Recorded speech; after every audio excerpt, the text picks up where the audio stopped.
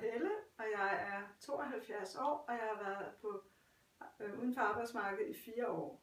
Og det, der har undret mig så meget, det var, når jeg hørte fra min folkepension, at det brev, jeg fik, det var måske på 2 sider, eller også var det på 3 sider, men beskeden til mig omkring folkepension, det var måske kun en halv side eller 3/4 side, hvor al resten, det handlede om, hvordan man kunne klage af den ene og den anden og den tredje og den fjerde årsag.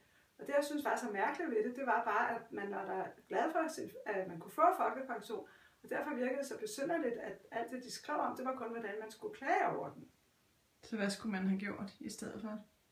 Ja, det kan jeg ikke rigtig svare på, men måske kunne man i hvert fald sørge for, at folk ikke fik flere sider omkring, at man skulle klage i forhold til, hvad brevet indholdt omkring folkepensionen. Så jeg ved ikke, om man kunne minimere det, eller skrive, at de folk, der ville klage, måske kunne nøjes med at henvende sig et sted, og så var det så det, frem for os, som var godt tilfreds med, at vi bare skulle læse op og ned og stolper om de der klagemuligheder.